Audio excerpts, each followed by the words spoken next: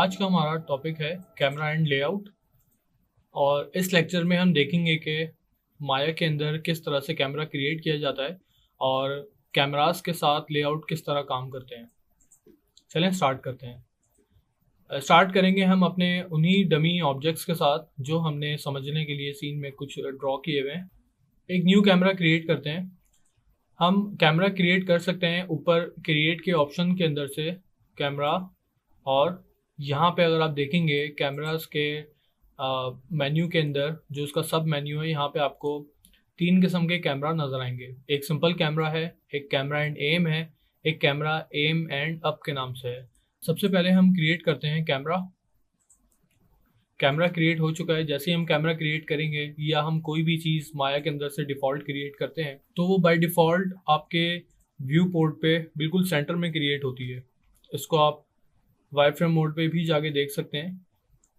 यहाँ पे इस वक्त हमें कैमरा नज़र नहीं आ रहा जो हमने भी क्रिएट किया है, लेकिन आप देखेंगे कि उसके एट्रीब्यूट्स हमारे चैनल बॉक्स के अंदर विजिबल हो गए हैं। इसका मतलब ये है कि हमारे पास शो के अंदर से कैमरा अनचेक हुआ है। अगर हम कैमरे के ऑप्शन को चेक लगा देंगे तो देखेंगे कि कैमरा हमारे पास व्यू पोर्ट में विजिबल हो जाएगा। ठीक है, हम कैमरे को ट्रांसलेट कर लेते हैं, थोड़ा बाहर निकाल लेते हैं। अब इस कैमरे के थ्रू हमें अगर देखना है तो हमारे पास उसका एक तरीका ये है कि हम पैनल में जाते हैं, उसके अंदर पर्सपेक्टिव, देन कैमरा वन। देखें ये वो कैमरा है जो हमने अभी क्रिएट किया है, कैमरा वन। जैसे ही मैं इसको क्लिक करूंगा तो मैं इस कैमरे के थ्रू अब व्यू कर रहा हूँ। ठीक है, अब मैं इस कैमरे के थ्रू ऑपरेट करूंगा। जो भी चीज़ें मैं देख रहा हूँ, जो भी ऑब्जेक्ट्स मेरे सामने मौजूद हैं, वो सब मैं इस कैमरे के थ्रू देख रहा हूँ। और आपको अगर ये देखना है कि आप अभी इस वक्त कौन सा कैमरा ऑपरेट कर रहे हैं या आप कौन से कैमरे के थ्रू व्यू कर रहे हैं, तो आप देखेंगे कि आपके व्यू पोर्ट पे सबसे नीचे की तरफ जो है वो कैमरे का नाम लिखा हुआ नज़र आ जाएगा। अगर मैं अपने कैमरे को सिलेक्ट करता हूँ तो देखिएगा कि मेरे चैनल बॉक्स के अंदर उस कैमरे की कुछ प्रॉपर्टीज शो हो रही हैं, जिसमें सबसे ऊपर कैमरे की वही ट्रांसलेशन, रोटेशन और उसकी स्केलिंग वगैरह है, जो कि हमें अपडेट होती रहती है। जैसे ही हम अपने कैमरे को मूव करते रहेंगे वैसे ही उसकी ट्रांसलेशन या उसका जो ट्रांसफॉर्म एट्रीब्यूट है वो चेंज होता रहेगा। जैसा कि हमने इससे पहले वाले अपने लेसन में डिस्कस किया था एट्रीब्यूट एडिटर के अंदर, कि हम अपने एट्रीब्यूट एडिटर के अंदर देख सकते हैं कि हमारे पास ट्रांसफॉर्म नोड है एक, और हमारे पास एक शेप नोड है। ठीक है, ट्रांसफॉर्म नोड के अंदर आपके वो सारे के सारे ट्रांसलेशन, रोटेशन और स्केलिंग के ऑप्शंस आपको नज़र आएंगे, और शेप नोड के अंदर आपको उस कैमरे की प्रॉपर्टीज़ नज़र आएंगी जो कि बहुत डिटेल में होंगी। और वही कुछ प्रॉपर्टीज़ जो कि बहुत ज़्यादा यूज़फुल होती हैं, उनमें से चंद एक आपको चैनल बॉक्स के अंदर नज़र आएंगी, जिसमें से सबसे ज़्यादा यूज़ होने वाली एक प्रॉपर्टी है वो फोकल लेंथ कहलाती है। कैमरे की फोकल से तो आप सब लोग वाकिफ़ होंगे ही, क्योंकि फोकल लेंथ के थ्रू आप अपने ऑब्जेक्ट को डिस्टॉर्ट भी कर सकते हैं और उसको फ्लैट भी कर सकते हैं। मिसाल के तौर पे अगर मेरी ये 35 की फोकल लेंथ है, अगर मैं इसको 10 करता हूँ तो मेरे कैमरे के करीब जो ऑब्जेक्ट्स होंगे वो बहुत ज़्यादा डिस्टॉर्ट होना शुरू हो जाएंगे।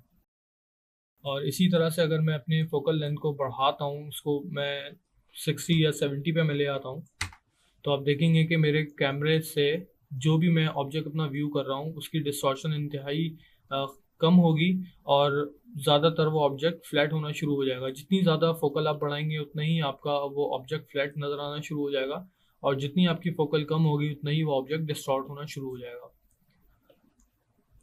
ये डिपेंड करता है सीन बाय सीन या एनवायरनमेंट बाय एनवायरनमेंट के आपको फोकल लेंथ कितनी रखनी है और उसको किस तरह से ऑपरेट करना है। माया के अंदर 2 किस्म के कैमराज होते हैं, एक होता है पर्सपेक्टिव और एक होता है ऑर्थोग्राफिक।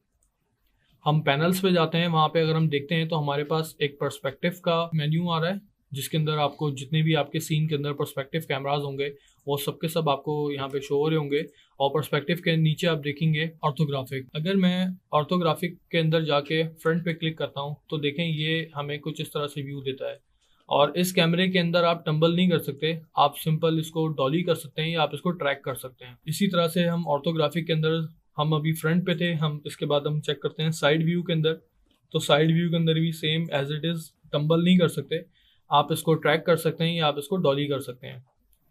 इसी तरह से आपका टॉप भी है। ठीक है, इवन आप इस ऑर्थोग्राफिक के अंदर आप न्यू भी क्रिएट कर सकते हैं कि आप किस तरफ से आप किस एंगल में देखना चाह रहे हैं ऑर्थोग्राफिक व्यू। ये मॉडलिंग में बहुत ज़्यादा यूज़ होता है, इवन ये एनिमेशन में भी बहुत यूज़ किया जाता है। ऑर्थोग्राफिक व्यू, चाहे वो फ्रंट हो या साइड हो या टॉप हो।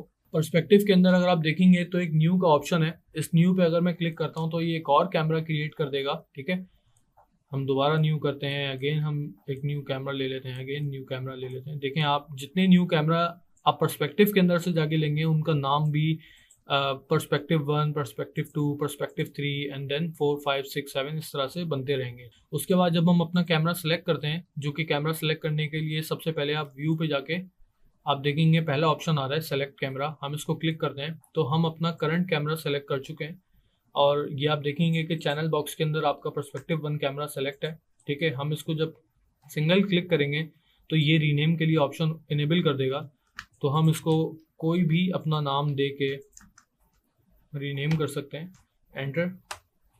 तो ये आपके कैमरे का नाम कैम 1 हो चुका है। हम यहाँ से पैनल्स में अगेन जाते हैं, पर्सपेक्टिव में जाते हैं तो देखेंगे कि जो हमने अभी रीनेम किया है वो कैमरा कैम 1 के नाम से, पर्सपेक्टिव जो इससे पहले इस कैमरे का नाम पर्सपेक्टिव 1 था, अब उसका नाम कैम 1 हो चुका है। व्यू मेन्यू को क्लिक करते हैं, इसके अंदर जो सब मेन्यू है उसके अंदर व्यू पे क्लिक करेंगे तो आपको नज़र आएगा सेलेक्ट कैमरा सबसे टॉप पर है, उसके नीचे आपको नज़र आएगा लॉक कैमरा। अगर मैं अपने कैमरा को लॉक करना चाहता हूँ, जैसे मैं एक अपनी कंपोजिशन सेट कर लेता हूँ, फॉर एग्जांपल कि मुझे कैमरे के कुछ इस तरह से एंगल चाहिए और मैं चाहता हूँ कि मेरा कैमरा एक्सीडेंटली मूव ना हो, कंपोजिशन मेरी ख़राब ना हो, ऐसे ना हो जाए। तो उसके लिए बेस्ट सॉल्यूशन ये है कि कैमरा लॉक कर लिया जाए। तो व्यू में जाके हम लॉक कैमरा कर देंगे, सिंपल। जिस कैमरे से आप व्यू कर रहे होंगे उसको आप व्यू में जाके लॉक कर सकते हैं। अब मैंने इसको लॉक कर दिया है, तो जैसे ही मैं इसको लॉक करूँगा तो सबसे पहले तो ये देखिएगा कि व्यू के नीचे जो सेकंड बटन है या सेकंड ऑप्शन है वो लॉक कैमरे का ऑप्शन है, वो आपको इनेबल होता हुआ नज़र आ जाएगा यहाँ पे, ठीक है। अब आप अपनी मूवमेंट कोई भी कर लें, चाहे टम्बल हो या ट्रैक हो या डॉली हो, कैमरा आपका लॉक हो चुका है। कैमरे के हिसाब से कुछ मजीद ऑप्शन है जो मैं आपके साथ एक्सप्लोर करना चाहूँगा। वो ये है कि ग्रिड का जो बटन है छोटा सा, ये आपको नज़र आ रहा है प्रेस हुआ हुआ, उसके बराबर में अगर आप देखेंगे तो ये फिल्म गेट है आपका। इसको मैं क्लिक करता हूँ तो ये कैमरे का फिल्म गेट ओपन कर देगा। तो हमने इस वक्त फिल्म गेट ऑन किया हुआ है, ठीक है। फिल्म गेट आपको बताता है कि आपकी जो कैमरे की रेजोल्यूशन है वो फुल फ्रेम इतनी आ रही है। जो एरिया आपका ग्रे पे आ गया है इसका मतलब वो एरिया आपके एक्चुअल फ्रेम से बाहर है। अब आपका जो फ्रेम है वो 720 HD हो या हाफ HD हो या फुल HD हो, जो कि 1080p कहलाता है, उस हिसाब से फिल्म गेट भी चेंज होता रहेगा। फिल्म गेट के अंदर अगर आप आ जाएं, ये आपका रेजोल्यूशन गेट है, ठीक है। ये देखें इस वक्त ये होवर करने पे टूल टिप नहीं दे रहा, लेकिन अगर आप नीचे स्टेटस बार में देखेंगे तो वहाँ पे रेजोल्यूशन गेट लिखा हुआ नज़र आ रहा है। मैं इसको क्लिक करता हूँ तो ये मेरी एक्चुअल रेजोल्यूशन आ जाएगी, ठीक है। इसके बाद अगर हम देखेंगे तो ये हमारा गेट मास्क है। अगर मैं इसको अनचेक करता हूँ और इसको मैं चेक करता हूँ तो आप देखेंगे कि जो मेरा ग्रे में एरिया आ रहा है, अगर मुझे वो नहीं चाहिए, ठीक है, वो उस ग्रे एरिया से मुझे अगर किसी किस्म की कोई कन्फ्यूजन हो रही हो अपने सीन में काम करने से, तो मैं उसको अनचेक करके हाइड भी कर सकता हूँ, ठीक है। लेकिन आपको उससे आइडिया रहेगा कि आपका जो फ्रेम एरिया एक्चुअल वो ये आ रहा है। देखें अब मेरी जो रेजोल्यूशन है वो 960/540 है। जैसे ही मैं कोई भी गेट ऑन करता हूँ, फिल्म गेट हो या रेजोल्यूशन गेट हो, तो मेरी जो रेजोल्यूशन है वो ऊपर लिखी भी आ जाएगी, ठीक है। हम फर्दर इसको डिस्कस करेंगे कि रेजोल्यूशन हम कैसे चेंज कर सकते हैं, बट फॉर नाउ कि हम रेजोल्यूशन गेट या फिल्म गेट, ठीक है, हम इसकी बात कर रहे हैं। और गेट मास्क की मैंने आपको बता दिया है कि गेट मास्क की क्या असल काम होता है। इसके बाद अगर आप देखेंगे छोटा सा ऑप्शन है जिसमें फील्ड चार्ट आ रहा है। अगर मैं इसको इनेबल करता हूँ तो ये आपको कैमरे के अंदर एक ग्रिड लाइंस दे देगा। जिस भी आप कंपोजिशन को फॉलो कर रहे हैं ये आपको हेल्प करेगा मेजरमेंट के लिए कि आपकी कंपोजिशन किस तरह की बन रही है और आप किस तरह से अपने फ्रेम को फ्रेम करना चाह रहे हैं बेसिकली। इसके बराबर में हम एक ऑप्शन देखते हैं तो ये सेफ एक्शन है। इसके बराबर में आप देखेंगे तो ये सेफ टाइटल का एक बटन है। तो सेफ टाइटल का जो ऑप्शन है इसमें हम रह के अपने जितने भी टेक्स्ट एनिमेशन है, टाइटल एनिमेशन है, जैसे किसी मूवी का पोस्टर बन रहा है, 3D एनिमेटेड पोस्टर बन रहा है, तो वो हम इसके अंदर कोशिश करते हैं कि हम इसके अंदर रखें। उसके बाद फिर वही सारे ऑप्शन हैं वायर फ्रेम वगैरह के, ठीक है। तो ये कैमरे के कुछ मेन ऑप्शन है। अगर आप कैमरा एडजस्ट करना चाह रहे हैं और कैमरे पे काम करना चाह रहे हैं तो आप इनको ज़रूर एक्सप्लोर कीजिए। इसके अलावा हम बात करते हैं दूसरे कैमरास की। हम क्रिएट यहाँ से भी कर सकते हैं, जो कि हमारे ऊपर मेन मेन्यूज हैं। इसके अलावा हम हॉटबॉक्स से भी अपने कैमरे को क्रिएट कर सकते हैं। आप हॉटबॉक्स ओपन करें, space bar press and hold रखें, देन क्रिएट का एक ऑप्शन आएगा, वहाँ से आप जाके कैमरास के अंदर आ जाएं। ठीक है, कैमरास के अंदर हमारे पास सब मेन्यू है, जिसमें 3 कैमरे थे, जिसमें हमने सबसे पहले कैमरा, सबसे टॉप पे जो कैमरे का ऑप्शन है हमने उसको एक्सप्लोर किया है। अगर आप इसके ऑप्शंस में जाएंगे मज़ीद आगे जो है उसके अंदर वही फोकल लेंथ है और सेंटर ऑफ इंटरेस्ट और लेंस स्क्वीज रेशियो, ये बहुत डिटेल्ड ऑप्शन है। हम इनको मज़ीद फर्दर दूसरी क्लासेस में हम इनको एक्सप्लोर करेंगे। क्रिएट कर लेते हैं एक और कैमरा, जो कि कैमरा एंड एम के नाम से होगा। इसको डिफ़ॉल्ट सेटिंग्स पर क्लिक कर लेते हैं। डिफ़ॉल्ट सेटिंग हमें करने की ज़रूरत नहीं है, जस्ट आप जब भी फर्स्ट टाइम कोई भी ऑप्शन आप किसी भी किस्म का यूज़ करेंगे उसके अंदर हमेशा फर्स्ट टाइम पे डिफ़ॉल्ट सेटिंग ही आपको देखने को मिलेगी। कैमरा एंड एम पे क्लिक कर लेते हैं और उसके बाद जैसे ही हम कैमरा एंड एम पे क्लिक करेंगे, देखिए हमारे सामने एक कैमरा बना हुआ आ जाएगा और उसके साथ ही अटैच हुआ हुआ एक सेंटर ऑफ इंटरेस्ट होगा, पॉइंट होगा। हम अपने कैमरे को सिलेक्ट करते हैं, जो कि हमने भी कैमरा एंड एम हमने क्रिएट किया है। हम पैनल के अंदर जाते हैं, पर्सपेक्टिव में जाते हैं और यहाँ से जो हमने कैमरा भी क्रिएट किया है, अगर हम इसका नाम अगर हम इसको रीनेम कर देते हैं तो हमारे लिए बहुत ज़्यादा हेल्पफुल होगा ये। कैमरा नेम, ठीक है, पैनल पे गए, पर्सपेक्टिव पे आए, आपने उस कैमरे को सेलेक्ट कर लिया जो कि हमारा कैमरा नेम था। तो आप देखेंगे कि आपकी कैमरे के साथ एक सेंटर में एक पॉइंट अटैच्ड है। जो पॉइंट है बेसिकली ये आपका एम है। ठीक है, हम इसको यूज़ ऐसे कर सकते हैं कि आप एक दूसरे कैमरे पर आएँ। हम अगेन हम अपने हॉटबॉक्स को क्लिक करेंगे, हॉटबॉक्स को ओपन करेंगे, माया को क्लिक एंड होल्ड करेंगे, देन अपने पर्सपेक्टिव पे आ जाएंगे। तो यहाँ से हम जिस पर्सपेक्टिव पे आएंगे ना, वो पर्सपेक्टिव बारी बारी वो चेंज होता रहेगा। ठीक है, जितनी दफ़ा मैं पर्सपेक्टिव क्लिक करूँगा आप नीचे देख सकते हैं कि उतनी दफ़ा वो डिफरेंट पर्सपेक्टिव में स्विच करता जा रहा है।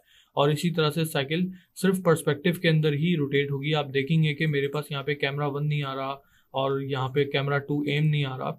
ठीक है, हमारे पास सिर्फ पर्सपेक्टिव ही आ रहे हैं नीचे। ठीक है, तो मैं अपने पर्सपेक्टिव पे आ गया और अपने कैमरे को सेलेक्ट किया, जो कि हमने कैमरा नेम क्रिएट किया था। तो आप देखेंगे कि इसका जो सेंटर है, अगर मैंने इसके सेंटर को किसी भी ऑब्जेक्ट के ऊपर मैंने स्नैप कर दिया या मैंने किसी भी ऑब्जेक्ट के साथ मैंने इसको प्लेस कर दिया, ठीक है, तो उसके बाद मेरा जो कैमरा है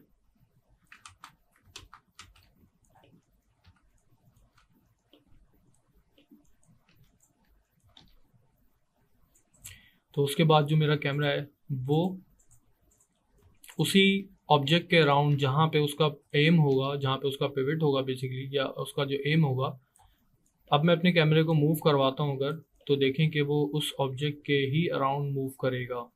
ठीक है, तो ये कैमरा एंड एम ये होता है बेसिकली कि आपको अगर किसी भी ऑब्जेक्ट को फोकस रख के आपने उस पर काम करना है। मैं इसको मैं इसको प्लस से माइनस में लेके जाता हूँ, प्लस एक्स से माइनस एक्स में, तो देखें ये ऑटोमेटिकली रोटेट हो रहा है उस ऑब्जेक्ट के ऊपर जिस ऑब्जेक्ट के साथ मैंने कैमरे का एम प्लेस कर रखा है। ठीक है, तो ये बेसिकली कैमरा एंड एम होता है। इसका पर्पस भी बहुत सिंपल सा है कि आपने अपने ऑब्जेक्ट के अराउंड में अगर आपने कैमरा रोटेट करना है या आपने पर्टिकुलरली 2-3 जगहों पे अपने कैमरे को एनिमेट करना है, तो हम वहाँ के लिए ये कैमरा यूज़ करते हैं। इसी तरह से अगर हम अपने थर्ड कैमरे की बात करते हैं, हम क्रिएट कर लेते हैं अगेन एक और कैमरा, जो कि कैमरा एम एंड अप के नाम से होगा। ठीक है, डिफ़ॉल्ट ऑप्शन पे हम इसको क्रिएट कर लेते हैं। जैसे ही हम इसको क्रिएट करेंगे तो आप देखेंगे कि आपके सीन में टोटल 3 चीज़ें न्यू क्रिएट हुई हैं, जो कि एक कैमरा होगा आपका। हम इसको मूव कर लेते हैं। ठीक है,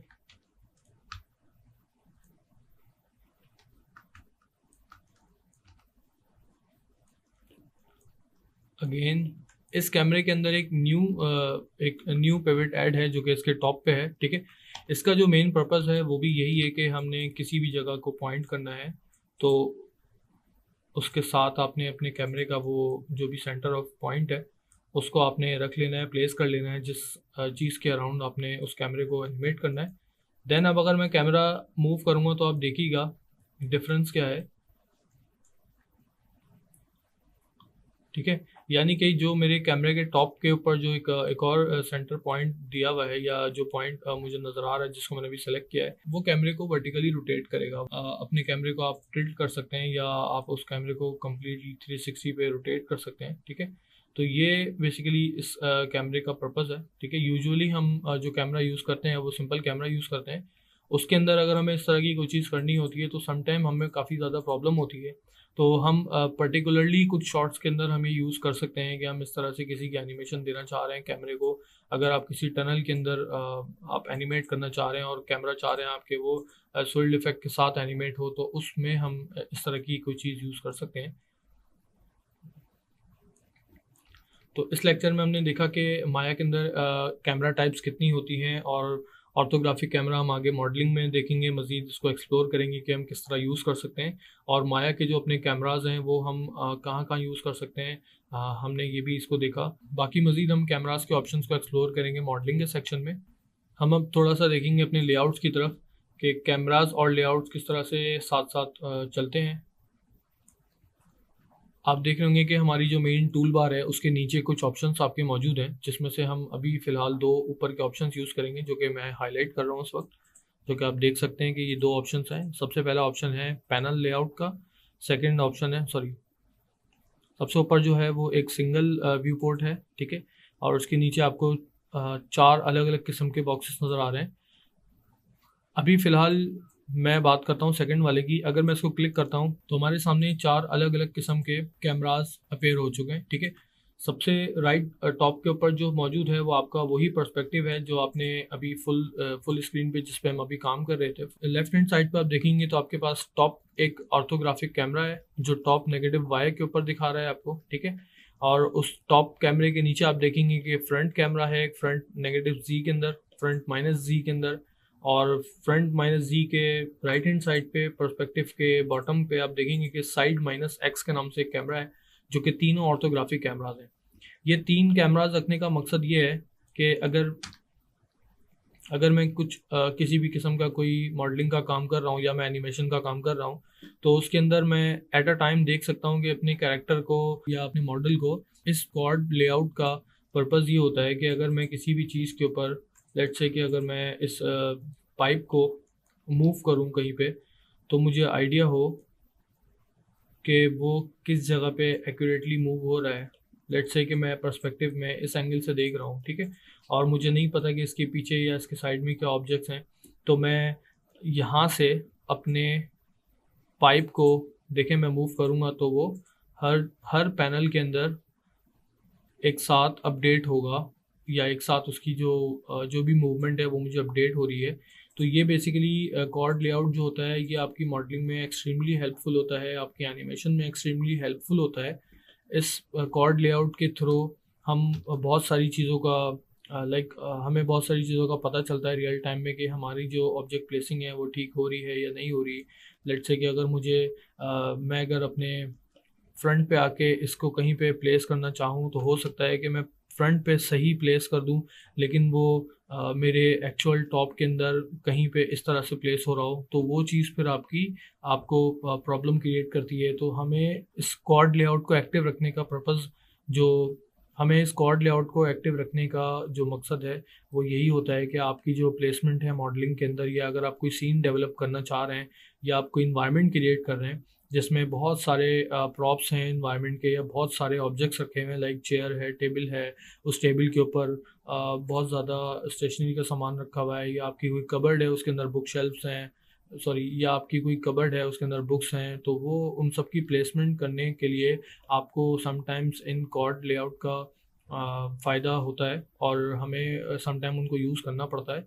अगर आप कॉर्ड लेआउट यूज़ कर रहे हैं और आपको किसी भी एक व्यू के अंदर फुल स्क्रीन करना है, या आप चाहते हैं कि मैं इस जो मेरा टॉप नेगेटिव वाई का जो लेआउट है इसको मैं फुल स्क्रीन करके देखना चाह रहा हूँ, तो जस्ट आप अपने उस कैमरे के ऊपर, जो कैमरा आपने फुल स्क्रीन करना है, आपने उसके ऊपर आके जस्ट एक दफ़ा आपने स्पेस बार की प्रेस करके छोड़नी है, तो आपका जो कैमरा है उस वक्त, या जो आपका टॉप है या फ्रंट है, जो भी आप कैमरा फुल स्क्रीन करना चाह रहे हैं वो आपका फुल स्क्रीन हो जाएगा।